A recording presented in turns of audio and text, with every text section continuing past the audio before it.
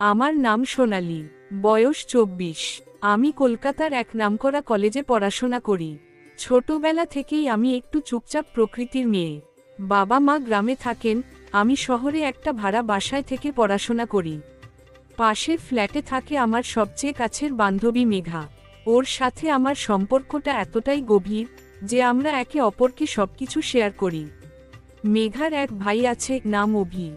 বয়স আমার থেকে 3 বছরের বড়। প্রথম আমি ওকে তেমন পাত্তা দিতাম না, কিন্তু ওর চোখের দৃষ্টি, কথা বলার ভঙ্গি আর একটু অন্যরকম ব্যবহার আমাকে অদ্ভুতভাবে অস্বস্তি করে তুলত। যখনই আমি মেঘার ঘরে যেতাম, অভি কোনো না কোনো অজুহাতে আসতো, আমার পাশে বসতো, কখনো পানি দিত, কখনো মজা করে কিছু বলতো।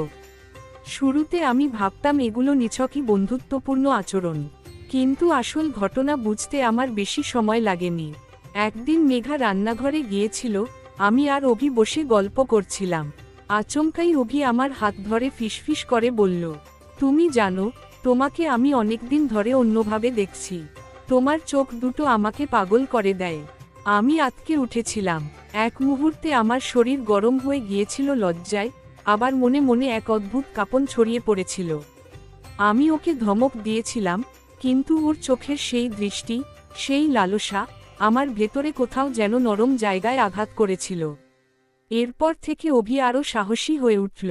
মাঝে মাঝে হোয়াটসঅ্যাপে মেসেজ করত, রাতে কল করত, এমনকি ছবি পাঠাতে বলতো। আমি প্রতিবারই না বলতাম, কিন্তু ভেতরে ভেতরে ওর প্রতি একটা অদ্ভুত টান অনুভব করতাম। আমি তখন বিবাহিত নই, অবিবাহিতা, কিন্তু অনেকদিন ধরে একা থাকায় মন শরীর দুটোই দুর্বল হয়ে পড়েছিল। একদিন বড় ভুলটা হয়ে গেল। মেঘা বাইরে ক্লাসে ছিল, আমি ওর ঘরে গিয়ে বই আনতে গিয়েছিলাম। অভি তখন একা। দরজা বন্ধ করল।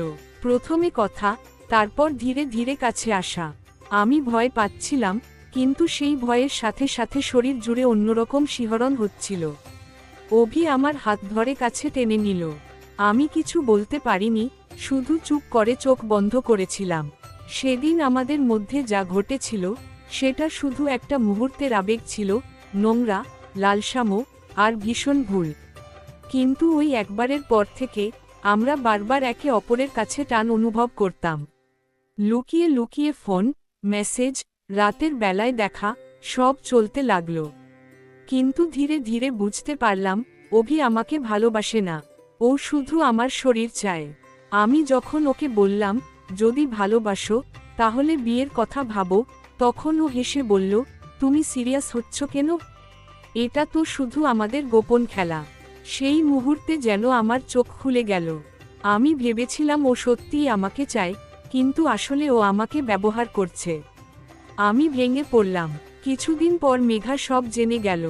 আমার সবচেয়ে কাছের বান্ধবী আমার সাথে কথা বলা বন্ধ করে দিল। অভি তখন আমাকে সম্পূর্ণ এড়িয়ে চলতে শুরু করল।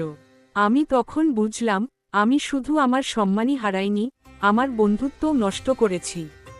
আমি নিজেই নিজের চোখে ছোট হয়ে গেছি। আজ আমি একা। মেঘার সাথে সেই সম্পর্ক আর ফেরানো যায়নি। অভি আমার জীবনে শুধু একটা ভুল অধ্যায়। বন্ধুরা, এই গল্প থেকে একটা বড় শিক্ষা পাওয়া যায়, মুহূর্তের দুর্বলতা কখনোই জীবনের স্থায়ী সুখ এনে দেয় না। কাউকে সত্যিই যদি ভালোবাসা যায়, সেটা সম্মানের সাথে, সমাজের সামনে দাঁড়িয়ে। গোপন সম্পর্ক সবসময় ভাঙ্গনের দিকে নিয়ে যায়। আমি যেমন ভুল করেছি, তোমরা যেন সেই ভুল না করো।